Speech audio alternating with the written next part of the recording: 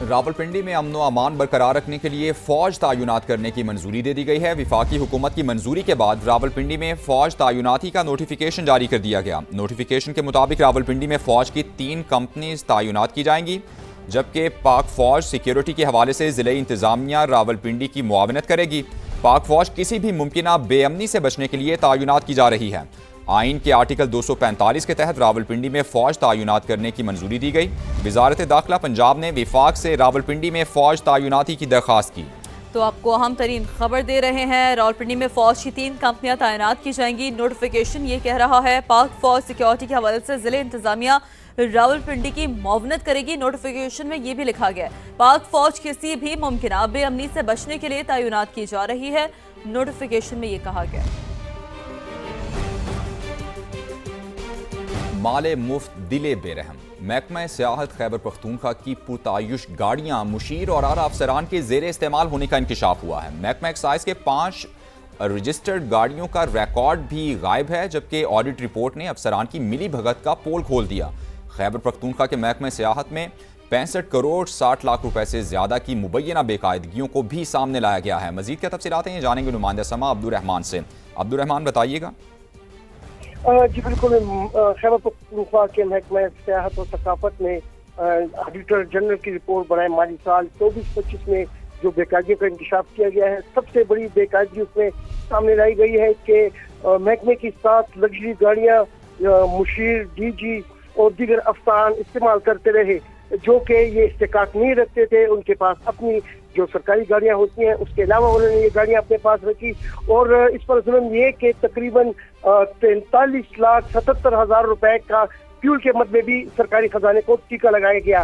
اسی طرح قابل ذکر بات یہ ہے کہ محکمہ ایکسائز کے پاس سیاحتی اتھارٹی کے رجسٹرڈ 5 گاڑیوں کا جو ریکارڈ ہے وہ بھی آڈٹ کے وقت جو ہے فراہم نہیں کیا گیا، جبکہ اس کے علاوہ ایک اور بہت بڑی بے ضابطے کی جو سواد سرینا ہوٹل ہے اس حوالے سے لیز کے مد میں آئی، اور 3 سال کی لیز 31 کروڑ 40 لاکھ روپے جو ہے وہ وصول نہیں ہوئے۔ اسی طرح دیگر بے ضابطے بھی سامنے لائی گئی ہیں۔ تمام تر بے قاعدگیاں جو ہیں وہ سامنے آئی ہیں۔ بہت شکریہ عبدالرحمان، آپ نے اپڈیٹ کیا۔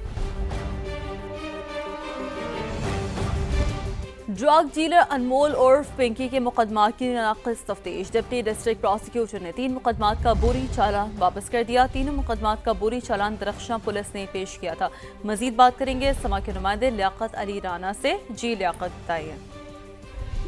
دیکھیں، درخشاں پولیس نے 2021 میں انمول عرف پنکی اور اس کے 3 ساتھیوں کے خلاف 3 مختلف منشیات کے مقدمات درج کیے تھے۔ درخشاں پولیس نے ان تینوں مقدمات کے چالان اسکروٹنی کے لیے ڈپٹی پروسیکیوٹر عارف ستائی کے حوالے کیے گئے، تو انہوں نے چالان کی جو اسکروٹنی کر کے کو مسترد کر دیا اور واپس کر دیا ہے۔ عارف ستائی کا کہنا ہے کہ ان مقدمات میں انمول عرف پنکی کو اشتہاری قرار دیا گیا تھا۔ چالان میں ان پہ اشتہاری کا کوئی نقول شامل کی گئی، اس کا ذکر نہیں ہے، جبکہ جو ان مقدمات میں ملزمان تھے فہد حسین، قمر اور خمیر، وہ بری ہو چکے ہیں۔ ان کے بری کا کوئی ذکر نہیں ہے، نہ ان کے فیصلے کی نقول لگائی گئی، تو اس لیے چالان واپس کیے گئے۔ اپڈیٹس کے لیے بہت شکریہ آپ کا۔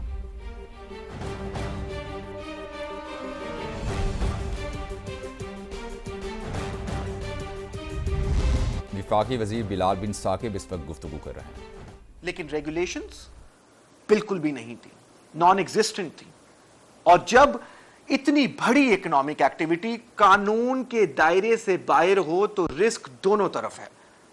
پاکستانیوں کے لیے بھی اگر کوئی پلیٹ فارم فیل ہو جائے تو ان کے پیسوں کی پروٹیکشن کا کیا ہوگا، فراڈ ہو جائے تو ان کو کون پروٹیکٹ کرے گا، اور سٹیٹ کے لیے بھی کون آپریٹر ہے، ریکارڈز کہاں پہ جا رہے ہیں، کنٹرولز کیا ہیں۔ آپ اس چیز کو سپروائز نہیں کر سکتے جو سسٹم کے باہر چل رہی ہو۔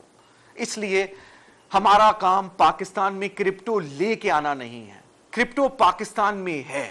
ہماری ذمہ داری اس مارکیٹ کو رول آف لا کے انڈر لے کے آنا ہے۔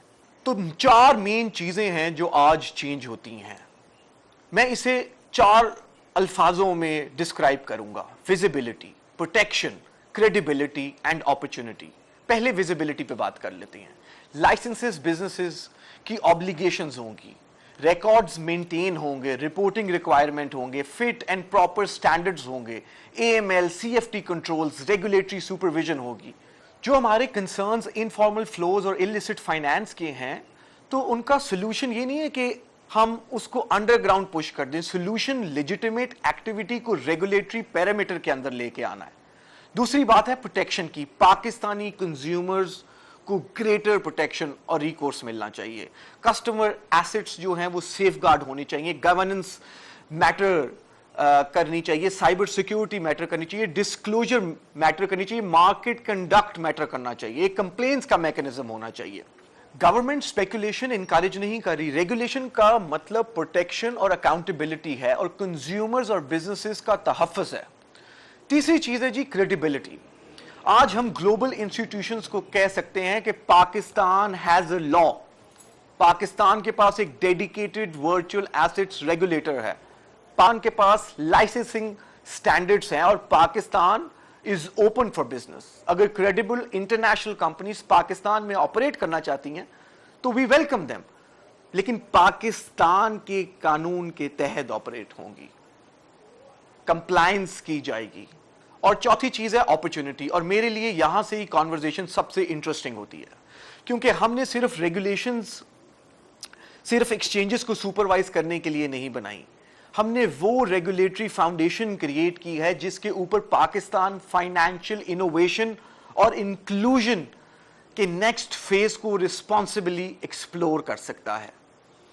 इसको आसान अल्फाज में कहें तो एक के पास फेयर एंड इक्वल अपॉर्चुनिटी है to build the future of finance in Pakistan. और यहां पे हमें यह भी बात करना बहुत जरूरी है कि दुनिया में क्या हो रहा है। अगर हम ये समझना चाहते हैं कि इन चीजों की इंपॉर्टेंस क्यों है, तो हमें ग्लोबल फाइनेंशियल सिस्टम को देखना पड़ेगा। देखें, पिछले 30 साल में इंटरनेट ने इंफॉर्मेशन का इंफ्रास्ट्रक्चर ट्रांसफॉर्म किया है।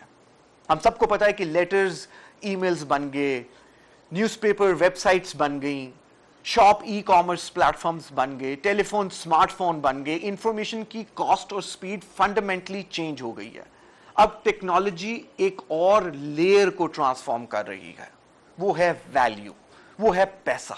पैसा कैसे मूव होता है, एसेट्स कैसे ओन होते हैं, बॉन्ड्स और सिक्योरिटी कैसे इशू होती है, ट्रांजैक्शंस कैसे सेटल होती है, क्रेडिट कैसे डिस्ट्रीब्यूट होता है। इसी ट्रांसफॉर्मेशन में ब्लॉकचेन, स्टेबल कॉइन, टोकनाइजेशन और डीफाई आते हैं।